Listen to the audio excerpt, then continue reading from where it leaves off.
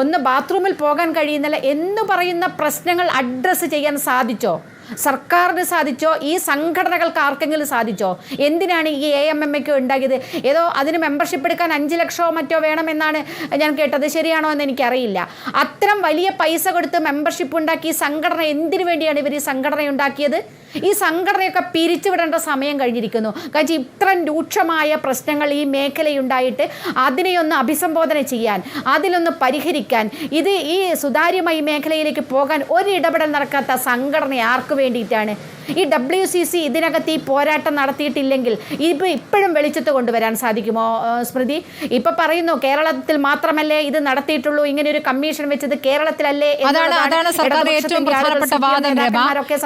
ഇത് നടാടെയാണ്, രാജ്യത്ത് തന്നെ നടാടെയാണ് എന്നുള്ളതും അങ്ങനെ ഒരു ഇച്ഛാശക്തി കാണിച്ച സർക്കാരാണ് ഇടത് സർക്കാർ എന്നുള്ളതുമാണ് സർക്കാരിന്റെ വാദം.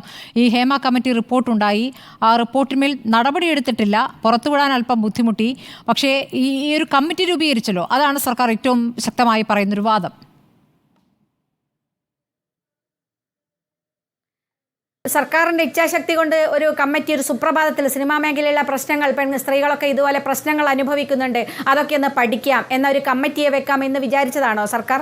എന്താണ് അതിന് ആധാരമായിട്ടുള്ള സംഗതികൾ നമുക്കറിയില്ലേ?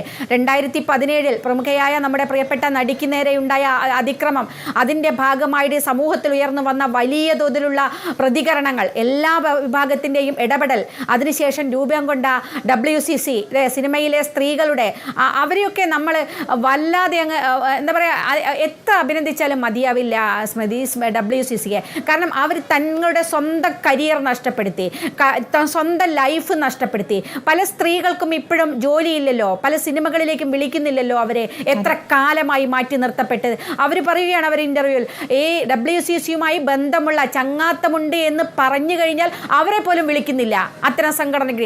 എത്ര രൂക്ഷമാണ് ഈ മേഖലയിലുള്ള പ്രശ്നങ്ങൾ. ആലോചിച്ച് നോക്കൂ, ഒരു അനീതിക്കെതിരെ രംഗത്ത് വരികയും അതിനെതിരെയും സംസാരിച്ചവരെ മാറ്റി നിർത്തപ്പെടുകയും അവരുമായിട്ട് കൂട്ടുണ്ടാകുന്ന ആളുകളെ പോലും അകറ്റി നിർത്തുകയും ചെയ്യുന്ന അത്ര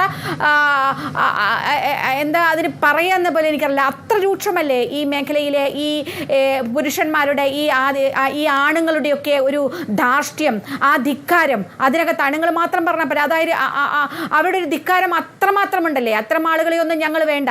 ഇത് ഇവിടുത്തെ ജനങ്ങളൊക്കെ ഇത്തരം സിനിമകൾ അങ്ങ് കാണണ്ട അങ്ങ് തീരുമാനിച്ചാൽ ഈ രാജാക്കന്മാരൊക്കെ എവിടെ ഇരിക്കും? അതാണ് സത്യത്തിൽ വേണ്ടത്. അത്തരം സിനിമകൾ കാണുന്നില്ല. ഇതുപോലെ സ്ത്രീകളോട് പെരുമാറുന്ന ആളുകളുടെ പടങ്ങൾ ഞങ്ങൾ കാണുന്നില്ല എന്നങ്ങ് തീരുമാനിക്കണം പൊതുസമൂഹം. അങ്ങനെ തീരുമാനിക്കുമ്പോൾ നിൽക്കും ഈ പ്രശ്നങ്ങളൊക്കെ. ഇവരുടെ ഈ ആണഹന്തകളും ഹുങ്കുകളും ഒക്കെ അന്ന് തീരുന്നതേ ഉണ്ടാവുള്ളൂ. അവിടേക്ക് എത്തിക്കണം ഈ വിഷയങ്ങൾ. കാരണം ഇത്രയും ലാഘവത്തോടെ ഇത്തരം വിഷയങ്ങൾ കൈകാര്യം ചിത്രം നമ്മൾ കണ്ടതുമാണ് അരമ. അതെ, അതുപോലെ ധീരമായ നിലപാടെടുക്കേണ്ടി വരും സ്മൃതി. മറ്റ് ഇതുപോലെയുള്ള ഇപ്പോൾ 15 പേരൊക്കെ പേര് വരട്ടെ, എന്താ പേര് വരുന്നതിന് എന്താ തടസ്സം? നമുക്കിട്ട് ഒരു ക്രിമിനൽ കുറ്റം നടന്നാൽ അത് പ്രതി ആരാണെങ്കിൽ പ്രതിയുടെ പേര് പുറത്തു വരുന്നതിൽ എന്താ തടസ്സം? പുറത്തു വരരുത് എന്ന് പറയുന്നു സർക്കാർ. ഇപ്പോഴും പറയുന്നു ഇതിനകത്ത് പുറത്തു വിടരുത് എന്ന് പറയുന്നത്. പുറത്തു വിടരുത് എന്ന് പറഞ്ഞത് ഇതിനകത്ത് മൊഴി കൊടുത്ത ആളുകളാണല്ലോ. ആ മൊഴി കൊടുത്തതിൽ ആരൊക്കെയാണ് എന്നത് അവരുടെ പേരുകൾ വരുന്നതിന് എന്താണ് പ്രശ്നം? ഈ ചൂഷകരുടെ പേരുകൾ വരുന്നതിൽ ആ പുറത്ത് പറയുന്നതിന് എന്താണ് തടസ്സം? അതറിയണ്ടേ? ആ മുഖംമൂടി അഴിഞ്ഞു വീഴണ്ടേ? ഇത്തരം മുഖംമൂടികൾ നമ്മുടെ സമൂഹത്തിൽ ഉണ്ട് എന്നുള്ളത് അവിടെയാണല്ലോ ഇത് അവസാനിപ്പിക്കേണ്ടത്. പ്രായോഗിക ബുദ്ധിമുട്ട് എന്നുള്ളത് പ്രാഥമിക അന്വേഷണം സർക്കാരിന് നടത്താം. പക്ഷേ പിന്നീട് കേസ് ബൈ കേസായി എടുത്തു വരുന്ന സമയത്ത് 52 മൊഴികളാണല്ലോ ലഭിച്ചിട്ടുള്ളത്. അത് പല സ്വഭാവത്തിലുള്ളതാണ്, എല്ലാം സെക്ഷൽ ഹരാസ്മെന്റിൽ വരുന്നതല്ല. പക്ഷേ ഓരോ കേസുകളുമായിട്ട് എടുക്കുമ്പോൾ സ്വാഭാവികമായിട്ടും ഇവരുടെ മൊഴി എടുക്കേണ്ടി വരും. ആ മൊഴി എടുക്കേണ്ടി വരുമ്പോൾ അവരത് മൊഴി നൽകാൻ തയ്യാറായില്ല എന്ന് വരും. കാരണം ഒരു പോലീസ് കേസ് അവരുദ്ദേശിക്കുന്നില്ല. അവരെ സംബന്ധിച്ച് ഭയമാണ് ഏറ്റവും അടിസ്ഥാനപരമായി മുന്നിൽ നിൽക്കുന്നൊരു വിഷയം. ആ ഭയം കൊണ്ടാണല്ലോ അവർ മൊഴി നൽകാൻ പോലും ഹേമ കമ്മിറ്റിക്ക് മുന്നിൽ എത്താൻ പോലും വൈകിയത്. അപ്പോൾ കേസ് എടുക്കുക എന്ന് പറയുമ്പോൾ സ്വാഭാവികമായി ഈ നടപടികളിലൊക്കെ കടന്നു പോകുമ്പോൾ അവരെത്രത്തോളം സഹകരിക്കും എന്നുള്ളതാണ് സർക്കാരിൻ്റെ ഭാഗത്തു നിന്ന് വരുന്ന ഒരു സംശയമായിട്ടുള്ളത്.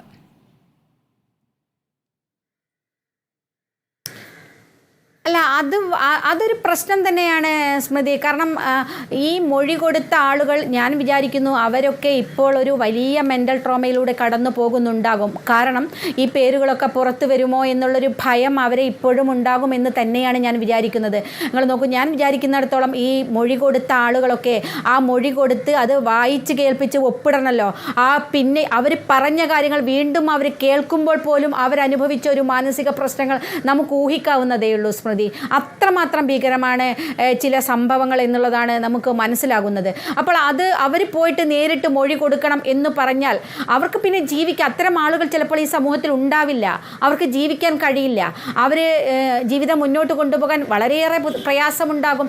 അങ്ങനെയല്ലാത്ത രൂപത്തിൽ ഇത് കൊഗൻസിബിളായ ആക്ട് പ്രകാരമൊക്കെ കേസെടുക്കാൻ കഴിയില്ലേ? അവരെ ഏതെങ്കിലും ഒരാൾ, ഇപ്പം സോഷ്യൽ മീഡിയയിൽ ഒരുപാട് ആളുകൾ അവരുടെ ചില അനുഭവങ്ങളൊക്കെ പങ്കുവെക്കുന്നുണ്ടല്ലോ. ഇത്ര സെറ്റുകളിൽ ഇന്ന് അനുഭവങ്ങൾ ഉണ്ടായി എന്ന് പല സ്ത്രീകളും പറയുന്നത് നമുക്ക് കാണാൻ സാധിക്കുന്നു. എങ്കിൽ അവരുടെ ഒരു മൊഴി രേഖപ്പെടുത്തിക്കൂടെ? ആരുടെയാണ് ഭാഗത്ത് നിന്നത്, എന്താണ് ഉണ്ടായത്? അങ്ങനെ പറയാൻ തയ്യാറായവർ ഏതെങ്കിലും ചിലരുണ്ടെങ്കിൽ അവരുടെയെങ്കിലും മൊഴി രേഖപ്പെടുത്താൻ തയ്യാറാകണം.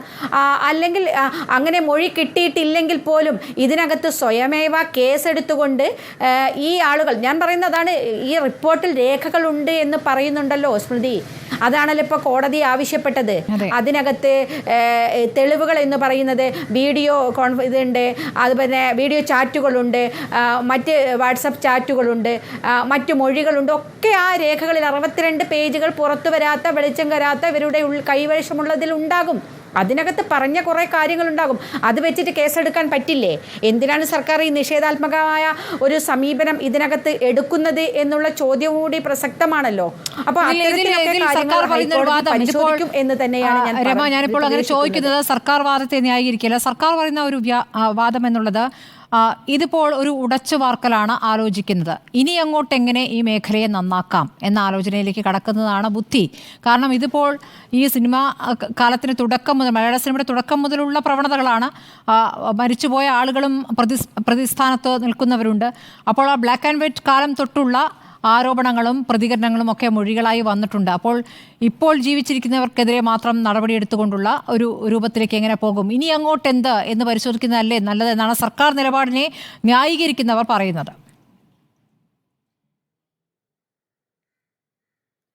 അല്ല, ഇനി അങ്ങോട്ടുള്ളത് മാത്രമല്ല സ്മൃതി, ഇതിനകത്ത് ഇതുവരെ ഇപ്പം ജീവിച്ചിരിക്കുന്ന ആളുകളാണല്ലോ ഈ മൊഴി കൊടുത്തത്. അവരനുഭവിച്ച ഇപ്പോഴും ജീവിച്ചിരിക്കുന്ന ആളുകളെ പറ്റിയാണ് പറഞ്ഞിരിക്കുന്നത്. ആ പറഞ്ഞ ആളുകളിൽ അതിൽ ഈ റിപ്പോർട്ടിൽ തന്നെ ഗേൾ ആൻഡ് വുമൺ എന്ന് പറയുന്നുണ്ട്. ഗേൾസ് എന്ന് പറയുമ്പോൾ അവർ 18 വയസ്സ് പൂർത്തിയാകാത്തവരായിരിക്കല്ലോ. പോക്സോ ഉൾപ്പെടെയുള്ള കാര്യങ്ങൾ അതിനകത്ത് കൃത്യമായിട്ട് അതിൽ പറഞ്ഞിട്ടില്ലെങ്കിൽ പോലും അത് പരിശോധിക്കാമല്ലോ. അത്തരം പരിശോധനകളെങ്കിലും നടത്തേണ്ടേ? അതൊരു ഭയമെങ്കിലും, ആ ഒരു ഭയം, ഇത്തരം പരിശോധനകൾ ഇങ്ങനെയൊക്കെ നടത്തുന്നുണ്ട്, ഇത് ഞങ്ങൾക്ക് ഗുണകരമല്ല എന്നത് ചെയ്ത ആളുകൾക്കെങ്കിലും ഒരു ഭയമുണ്ടാകണ്ടേ? ആ തരത്തിലേക്ക് അവരെ അങ്ങനെയെങ്കിലും എത്തിക്കാൻ കഴിയുന്ന ഒരു പ്രവർത്തനം നടത്തുക, ആ ആലോചനയെങ്കിലും സർക്കാർ നടത്തേണ്ടതല്ലേ എന്നുള്ളതും കൂടി ചോദ്യമാണ്. ന്യായീകരണങ്ങൾ അവർക്ക് പലതും പറയാം. ഇതുപോലെ ന്യായീകരിച്ച് ഞങ്ങൾക്ക് എടുക്കാൻ കഴിയില്ല എന്നൊക്കെ ഇപ്പോൾ പറയാം. പക്ഷേ അങ്ങനെ ചോദിക്കുമ്പോഴും ചോദ്യം ഇപ്പോൾ ഇനി അടുത്തതിൽ ഇങ്ങനെ ഇല്ലാതിരിക്കട്ടെ എന്ന് പറയുമ്പോൾ 4.5 വർഷം ഇത് തന്നെയാണ് ചെയ്തത്. ആ സമയത്ത് ഇത് ആലോചിച്ചില്ല.